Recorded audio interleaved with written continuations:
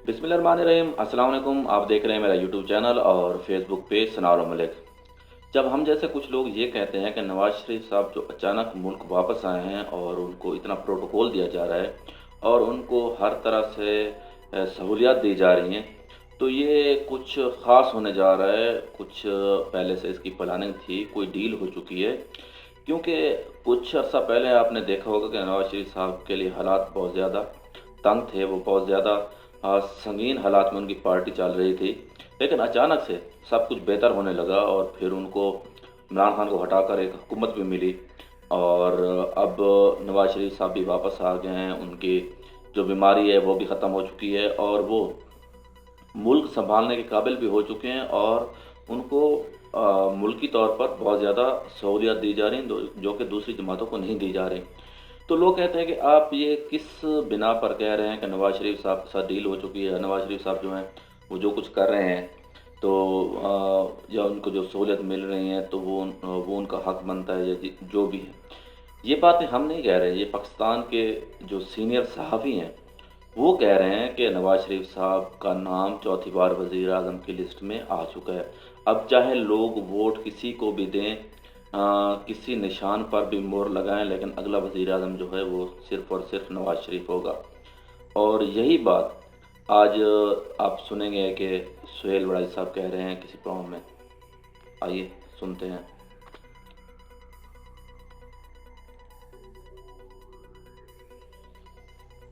चौथी बार वजारत उज़्मा के लिए नवाज शरीफ के नाम पर मोहर तस्दीक सब्त हो गई है, स्टैंप लग गई है सुहेल वड़ाई साहब?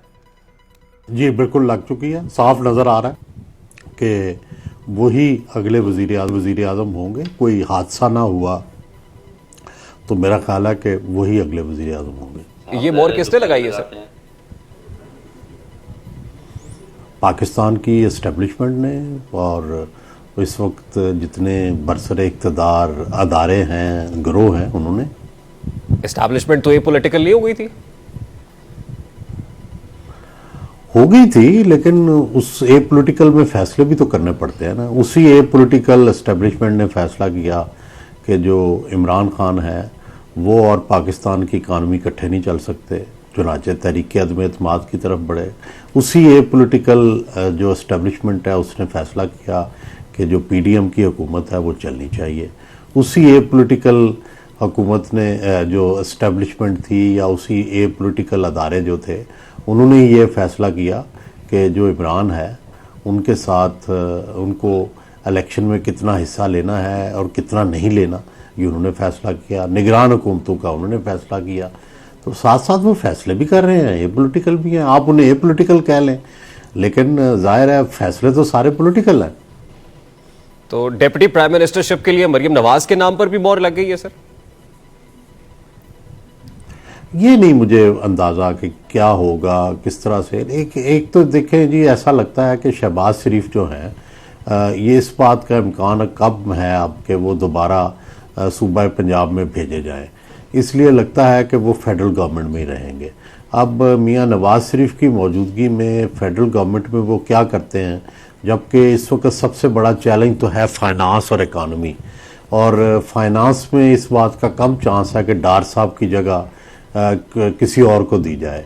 तो फिर और कौन सा टास्क होगा जो शहबाज शरीफ को दिया जाएगा, ये देखने वाली बात होगी। लेकिन बहरहाल सबसे अहम तरीन टास्क तो उन्हें ही मिलेगा।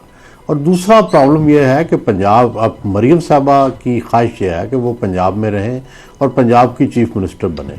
दूसरी तरफ हमजा साहब जो हैं वो रह चुके हैं और वो बड़े वेल एंट्रेंच्ड हैं, बड़ी उनकी लिंकेज है। लेकिन प्रॉब्लम यह है कि जो बदलते हुए हालात हैं उसमें ये बड़ा नामुमकिन होगा कि शरीफ फैमिली की के जो सिबलिंग हैं वो नीचे जो है वजारत आला चला सकें।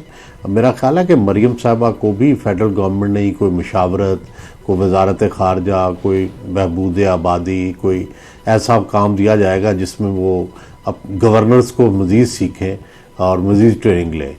हाँ, हमजा शहबाज ज़रूर पंजाब गवर्नमेंट के पसे पर्दा रहेंगे, चाहे वो कोई भी फेस कोई और हो शायद, लेकिन पसे पर्दा वही होंगे।